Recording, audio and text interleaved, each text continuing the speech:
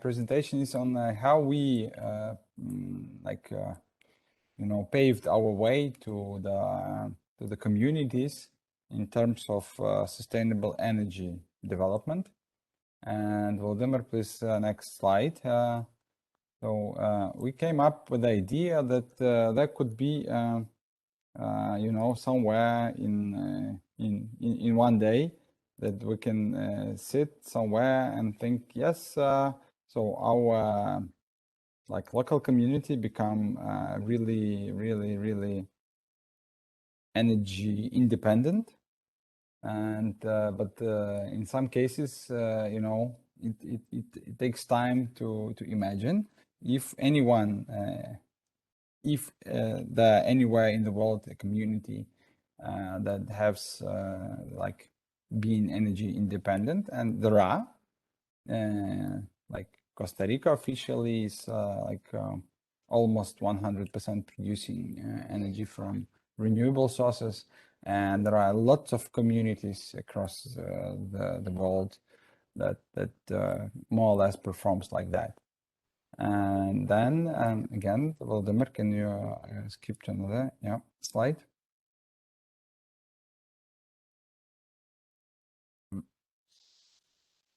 I lost my screen.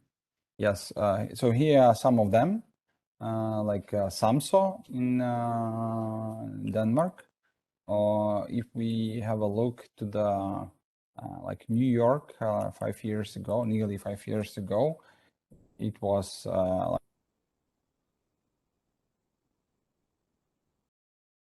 and some coming from coal, but still a lot is coming from hydro and wind, which is nearly 20%, which is still a good practice for many communities in Europe. Especially, probably the worst case in Europe is Poland, where nearly 90% is coming from coal.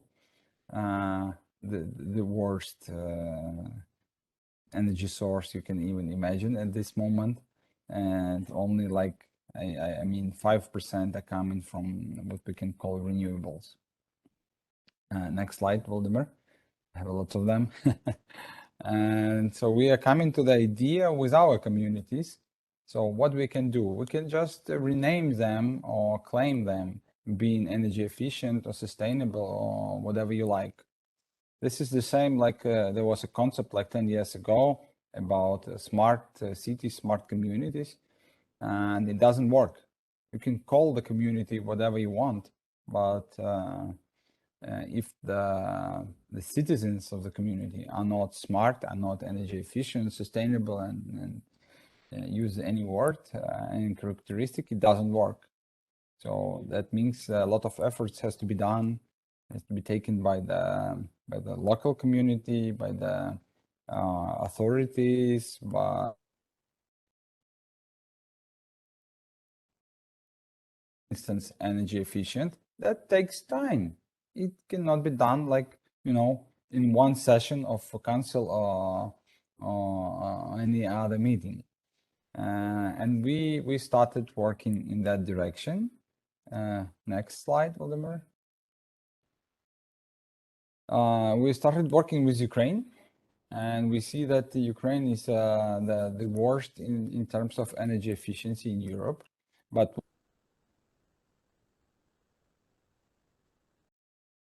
we fight $1 or €1 of something, of service or product, we use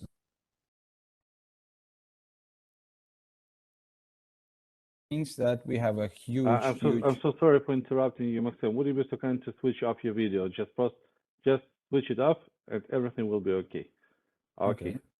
And that means that this is a very huge potential to save that energy, to save that cost. That could be reinvested again to reach the next levels of sustainability in terms of energy. And that means that we need to explain to everyone, which literally means the more efforts in education, new knowledge, training to the decision makers, especially what they what has to be done in this point of view. So next slide, please. And what we did from our own position, everything changed in 2004, I guess, when we firstly were approached by Norwegian partners. And when they started talking to us about all these things, imagine it was like 17 years ago. For those who are from Ukraine, they understand me quite well that the tariffs are were really low at that moment, and no one cared about the saving anything at all. So no communities, not even the individuals, so because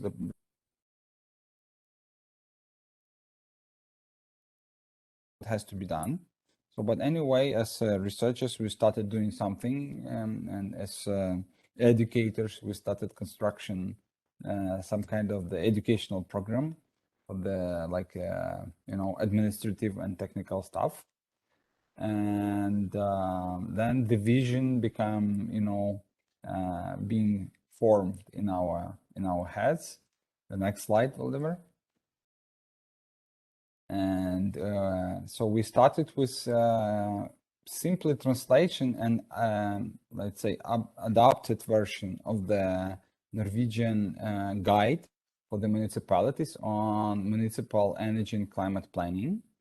And you know what? The funny thing, when we published that firstly and started disseminating among the communities, like it was 2010 or something, 2010 year, no one even,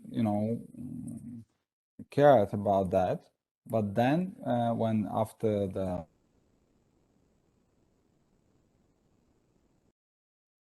been approaching us and said, well, what you have said that like 5 or 7 years ago, can you repeat that? Can we have a training on that? Because the tariffs going up.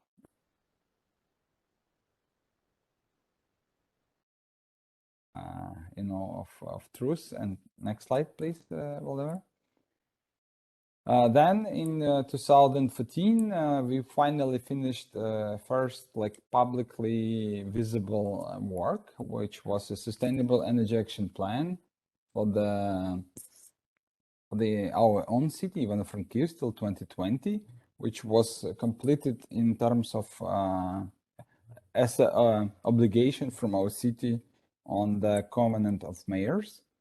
I think everyone understands what is it. Next slide. Yeah, this is quite a good diagrams we use. They firstly they show that the city like us, which is a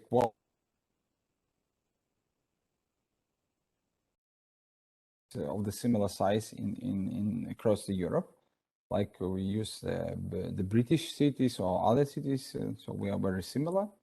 But the important thing which I use on this slide, this diagram, I show that if we see about the municipal consumption, it's like 3% from the general energy consumption mix from the city. It's like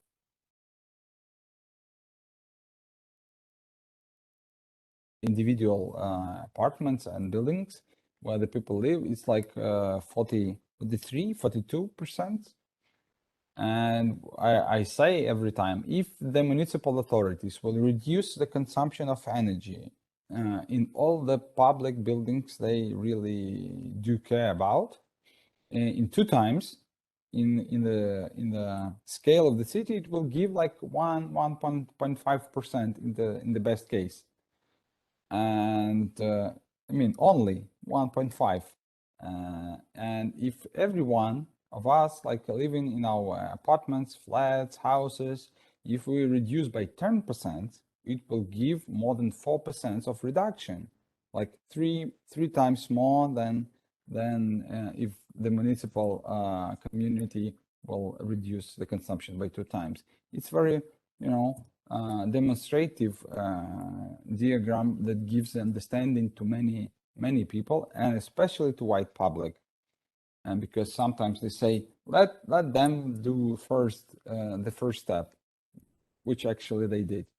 Okay, the next one. Then we switched to the question, and I think that Victor, the previous presenter, spoke about that, the sustainable urban mobility plans, the whole a topic in current European communities that these sustainable energy action plans and mobility plans, they has to be harmonized, and there's already a developed let's say algorithm has how this has to be done. The next slide, Vladimir. Because the whole transport system accounts for nearly 20% of the consumption in all the European, like the majority of European communities, and especially in Ukraine, where we use mostly the fuel fossil fuel engines in our transport. The next slide. Yes, then 3 years later, we gone further, and we did a study for the renewable energy especially for our region. So that's actually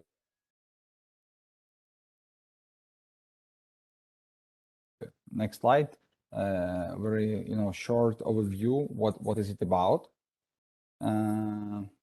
Yeah, we actually made a picture of all the big installations at the moment that are located in our region. And the next slide. Yes, this one is very nice.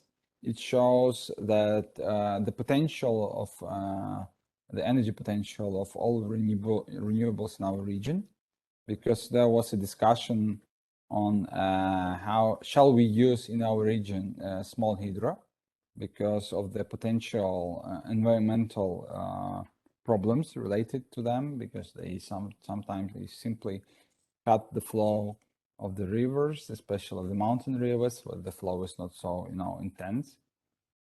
So we show that yes, we should stop that. It's only 10% of potential. We should switch to biomass, which is quite obvious for the European mountains, and to other like wind and solar. There are a lot of more potential for that. The next slide. So what to do? Sometimes simple. The next one, simple. Like a mayor of the small city. Yeah, you can click it here, Volodymyr. The next one, we say first you should need to measure what you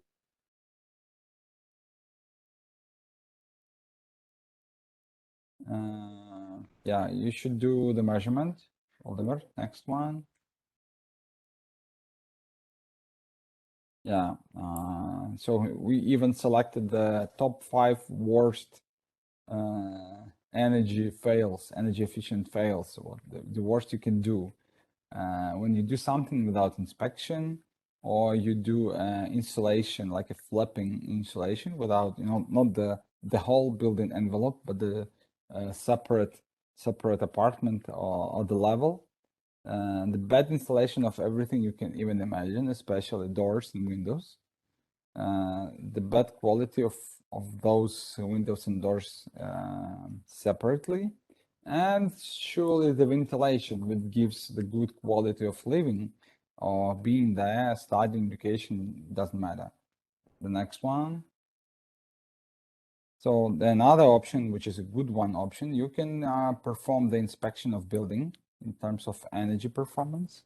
2 options. You can just simply get the certificate, energy performance certificate, or the energy audit. The next one. Yeah, we performed, I think,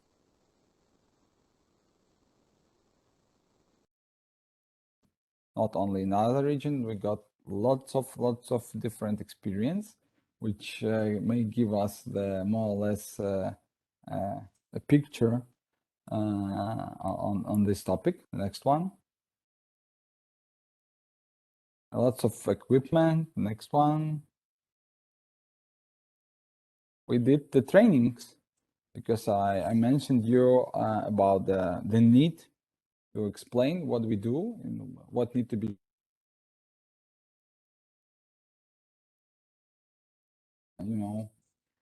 the city mayors, for the deputies, for the authorities, for the like individual owners of the buildings, of the apartments, the managers of real estate. Lots of this was done in many sessions. The next one.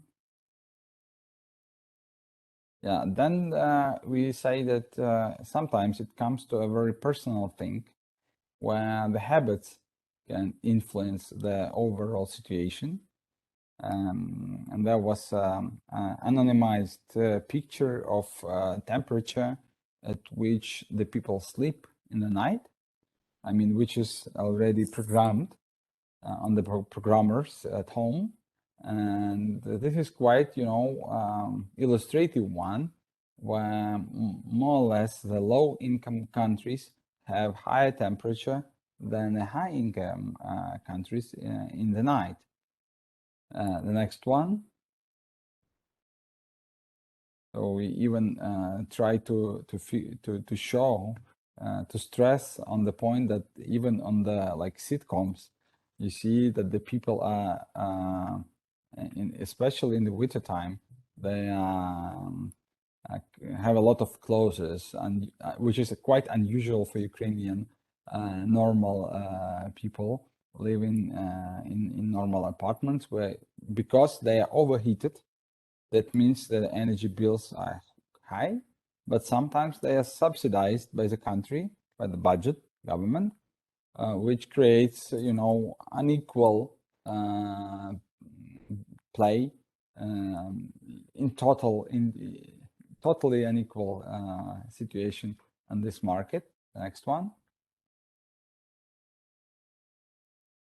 I show my personal experience where I use what we call the dual tariff, when you can consume the electricity according to the Ukrainian legislation in the night between 11 p.m. and 7 a.m.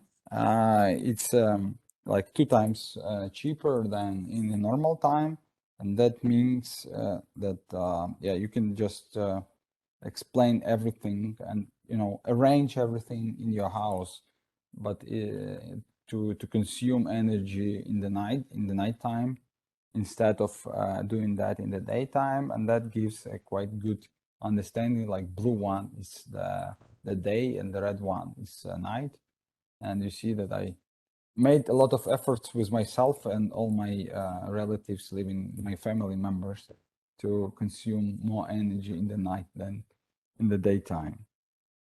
Okay, next one. And I show how it reflects in consumption of the gas. Next one, and I show the payback period and everything. And then it was even a question on the water saving. Shall we use a dishwashing machine? Is it a kind of a luxury habit or a luxury device, appliance, or there's a simply calculated cost effectiveness? And really, I show that so it's less than 4 years to reach the payback period there. Quite simple calculations, and I think in current prices of the tariffs, it's even less. Next one. Yeah, then we started working on institutional level. We from 2018 we started a training, and at the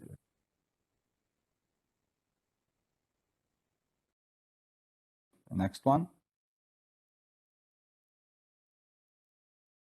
Yeah, next one, it's again about that. Yeah, we performed a lot of newly improved, introduced in our system energy certificates. Next one. Also, we got a good experience being consultants to the NEFCO, which is a Nordic Environmental Finance Corporation. They have been still in the process of financing the energy efficiency projects in our city and nearby Chernivtsi, and so that gave us a lot of experience in that. The next one. We started already, which actually Volodymyr mentioned, the new energy, the Science City, which is a applied interactive science museum, which gives to the wide audience the vision, the understanding, how the energy is being produced, consumed, how this can be saved, and not only because we try to, to foster the interest to the energy, to the technology advance everywhere. Just 2 days ago, we celebrated 5 years of the starting of that, and I think that the outcomes, the general outcomes after 5 years are quite impressive. Probably next time I will present more about that. Volodymyr, next slide, please. Yeah, this is about the structure. The next one.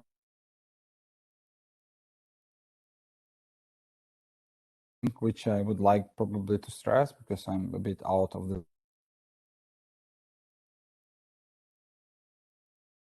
a new program, educational program, the bachelor program on renewable energy, and it's becoming more popular. This year we enrolled more than 2 times more students. We were supported by energy security project of USAID in Ukraine, and that gave us a lot of opportunities to enlarge our educational base, our technical base, and gave us the possibility to look wider. And now we have the new quite talented young people that probably will join us in lots of projects which I already mentioned.